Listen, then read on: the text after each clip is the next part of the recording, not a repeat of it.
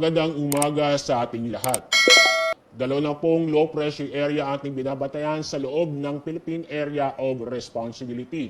Ang unang low pressure area nasa layong 85 kilometers northeast ng Infanta, Quezon. At yung pangalawang low pressure area ay nasa West Philippine Sea nasa layong 125 kilometers kanluran ng Iba, Zambales. Ang magandang balita, mababa pa rin ang tsansa na maging bagyo itong dalawang low pressure area.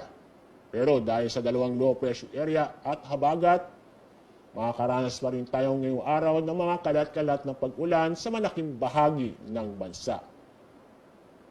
At sa magiging lagay na panahon ngayong araw, ang buong Luzon, buong Visayas at Zamboanga Peninsula ay makakaranas po tayo ng maulan na panahon, kalat-kalat na pag-ulan at thunderstorm. Samantala, itong lalabing bahagi ng Mindanao ay fair weather po tayo ngayong araw, maliban po sa mga isolated na mga pag-ulan dahil sa thunderstorm.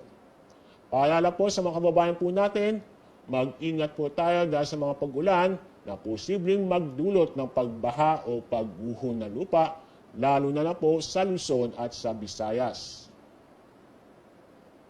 Although banayad hanggang sa katamtaman ng pag-alon ating mga karagatan sa buong kapuluan, mag-ingat pa rin tayo dahil sa mga pag-uulan at may kasamang pagkulog at pagkidlat.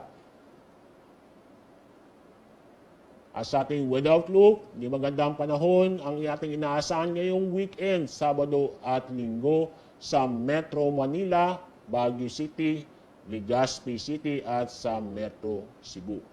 Pero sa mga kababayan po natin sa Metro Davao, maganda at maliwas sa panahon ang inaasahan po natin sa susunod na 3 araw. Asahan din natin ang mga isolated mga pag-ulan dahil sa thunderstorm. Ang araw sisikat mamaya po ang 5:45 ng umaga. Ang araw lubog mamaya po ang 5:52 ng hapon. Yan po ang ating weather update mula sa Pag-asa. Ako po si Alzar D. Aurelio.